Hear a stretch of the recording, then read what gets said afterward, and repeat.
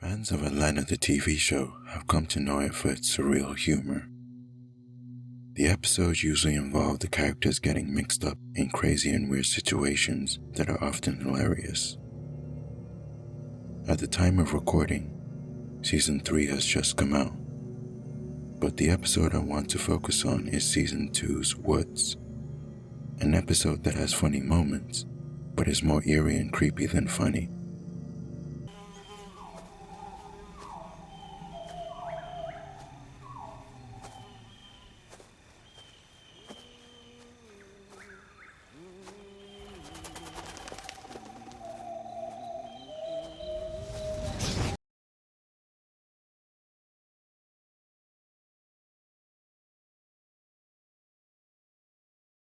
When we think of things being surreal, we think of them being dreamlike and ambiguous. These qualities can make us laugh, but they can also freak us out. Surrealism involves bringing things to the surface that we are not conscious of. We don't always want to see things for what they really are, so we tell ourselves lies in order to go about our day. We would not be able to function if we saw things for what they really are all the time. But sometimes we need to be jolted out of our fictions in order to adapt to the world around us. Woods is an episode in which Alfred has to do just this. He makes a striking transformation as a result. The main reason why this episode is so striking is because the line between Alfred's internal psychological state and the external world is constantly blurred. The first scene is a great example of this. We see Alfred lying on his couch with his mother cleaning his messy living room in the background. Followers of the show wonder if the scene is a flashback because Alfred's mother has been dead since before Season 1, Episode 1. But then Ern calls Alfred to ask if he has filled out some forms, so is it present day? What's going on here? Alfred's mother is on his mind, and we see this because the contents of his mind is brought into the physical space. This haunting scene sets the tone nicely for the rest of the episode.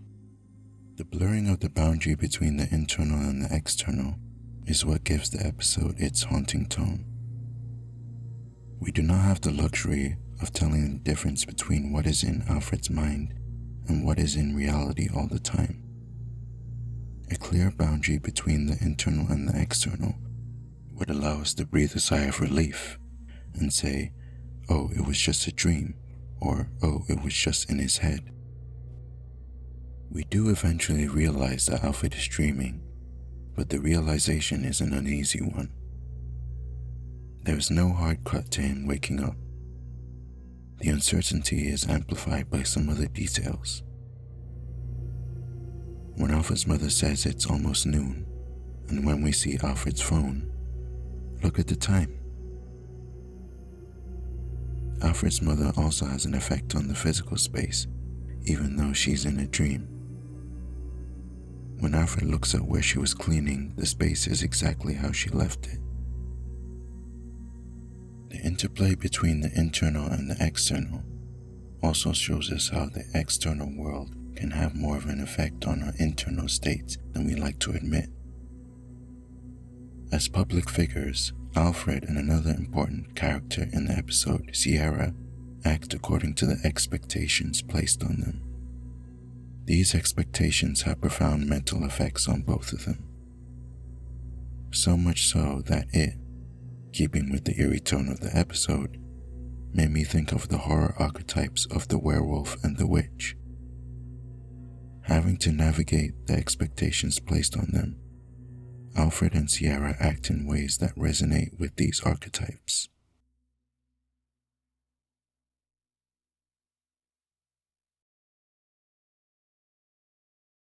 Alfred hangs out with Sierra, a savvy Instagram influencer who understands how Alfred feels about his newfound fame. She tries to teach him about how to make celebrity culture work to his advantage, but it's clear that Alfred would rather keep it real. You should get these shoes. I ain't got no interest in looking like no damn Black Aladdin. Whatever. That dope boy from the hood act won't last long. Eventually, their conflicting ideas about how to handle fame become too much, and Alfred storms off. Look, I ain't gotta stop being me, all right? That's something boring-ass people like your ass gotta do. Given the tone and context of the episode, Sierra as a character resonates with the archetype of the witch. Am I saying Sierra is actually a witch? No. Witches in narratives are women who wield considerable power after selling their souls in some way. Sierra has gained considerable influence by giving up the realness that Alfred holds dear. Typical portrayals of witches show them wielding their power to negatively affect others and/or gain personal wealth. We see Sierra do and talk about these things. I'm Instagram famous, boo. Don't play with me. I will call Marco over here and he will bounce both of your asses out the door. The witch, if she is not the protagonist, is seen as a corrupting influence on the protagonist. The witch often tempts the protagonist down a dangerous path. Alfred increasingly sees Sierra as a threat to his realness. The threat is confirmed when Sierra asks Alfred to be in a relationship, not because of romantic feelings, but because she thinks their brands can make more money if they combine. I just think we could be good together. Oh, okay, so you want a boyfriend? We can get that money. We already get money. We can attach our brands. Also, have you heard a laugh?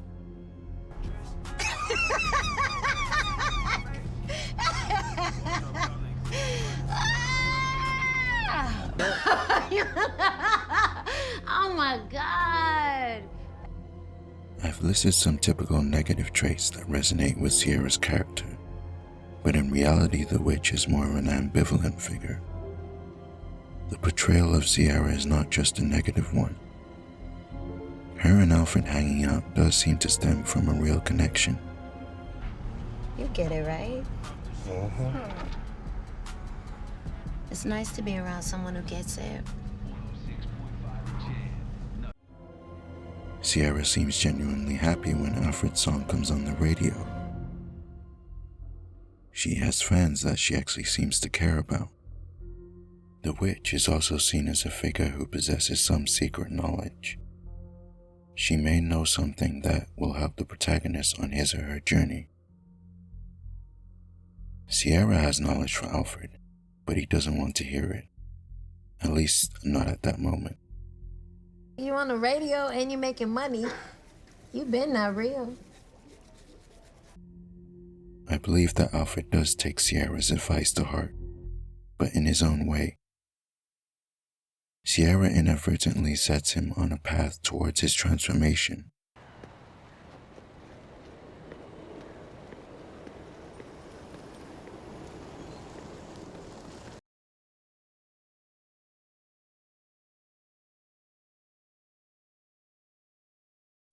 One thing about horror narratives set in the woods is that the characters don't always enter and exit when they want to.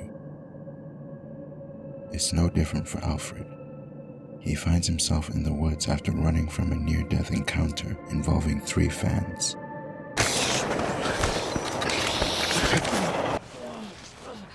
Oh, shit!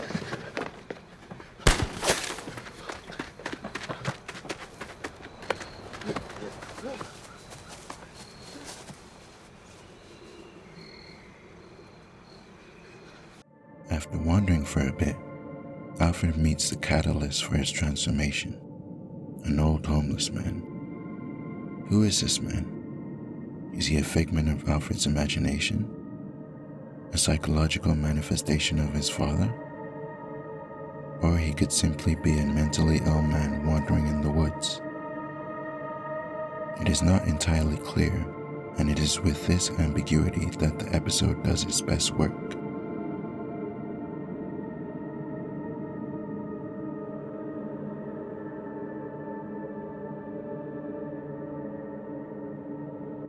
There There's just something about the woods. There's something so internal and external about it. The way that the trees close off the woods from other outdoor settings gives the setting a sense of interiority. The trees, if they are close enough together, can block out a lot of sunlight. The outside setting starts to feel like inside. When a character wanders through the woods in a horror story, the setting appears to them as an external malevolent force. The woods as a setting is teeming with life that is constantly audible but not always visible.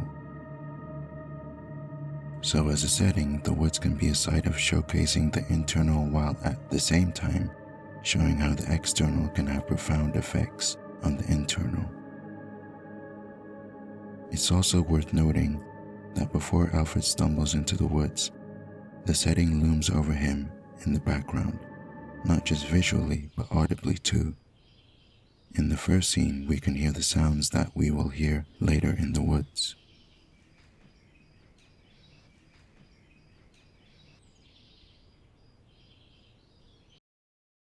The woods is a wild place. It is not a nail salon or an apartment or a gas station. It is not bound by a set of norms about what is supposed to happen in a particular setting. This makes it a great site for change, for transformation. The old man's speech is disorganized and nonsensical. Take some chapstick. I don't like sharing lip to lip. You got germs?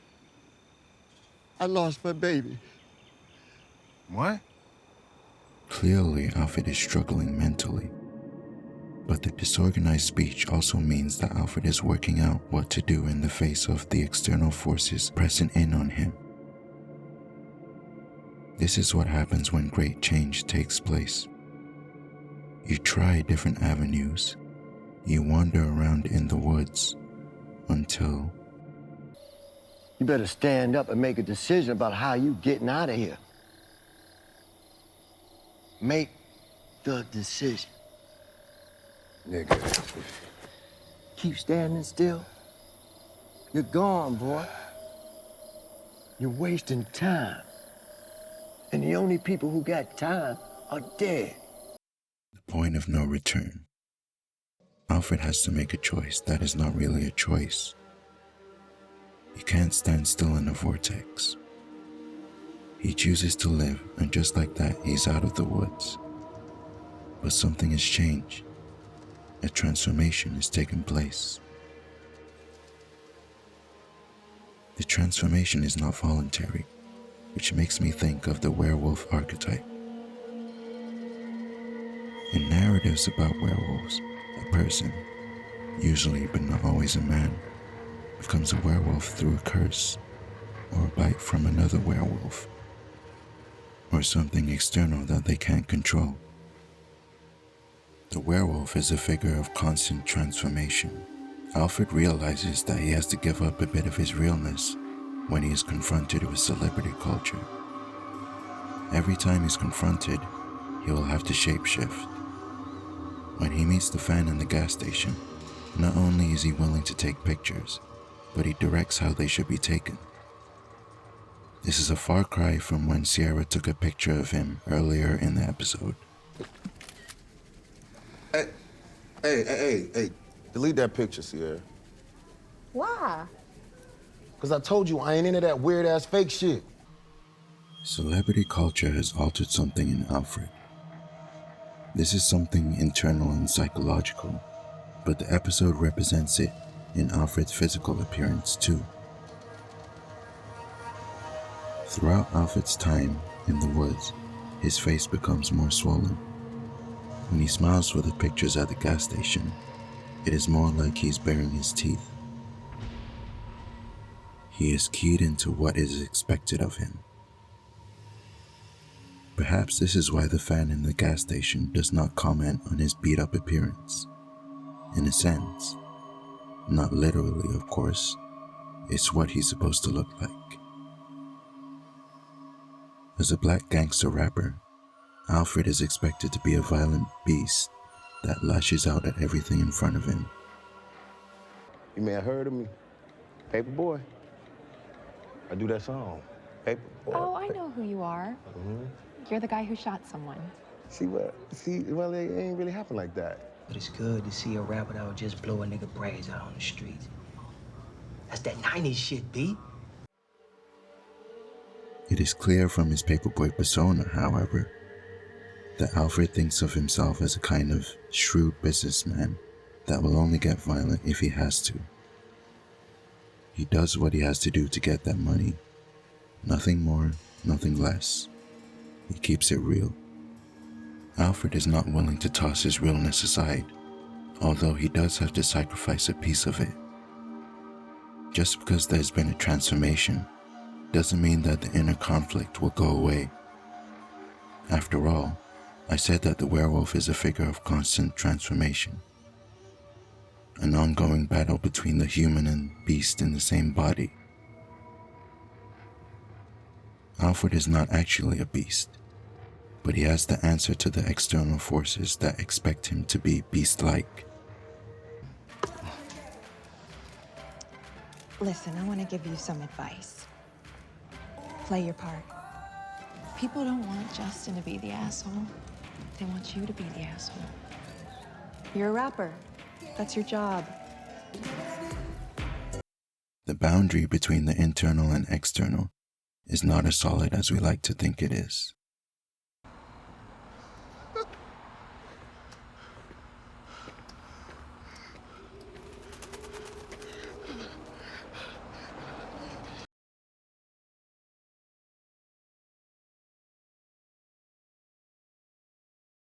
Alfred and Sierra have to navigate the ambivalence towards the forms they are supposed to take. This ambivalence expects them to take monstrous forms, but also sees them as powerful and desirable. This ambivalence has a profound mental effect. Sierra embraces on some level how she is supposed to act as a black woman, but she resents how meeting these demands won't allow her to have more money and influence than she already has. I gotta compete with white girls with lip fillers and butt injections, selling lip gloss and spray tan. Shit. Everybody wanna be a black girl, but the black girls ain't making no money from it. She is expected to be this angry and malevolent figure, but she is also expected to be sexually liberated. Due to his transformation, Alfred can now shapeshift into the violent beast that is expected of him and black men like him. At his core though, he still resists this flexing, this baring of teeth. He tries to stay real. Beasts of the wild are feared, but are also admired for their power. The ambivalence described can be distressing. It's hard to know what people really want from you. Don't let me down, man. If you let me down, I don't know what I'd do.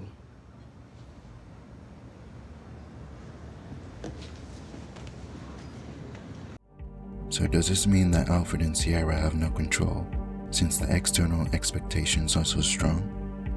No. They can choose how much they buy into and resist these expectations. It's true that the external forces will continue to change them, but they also have the potential to enact change. The witch and the werewolf are figures of change. They are figures of the woods, and as I have said before, the woods are a great site for change.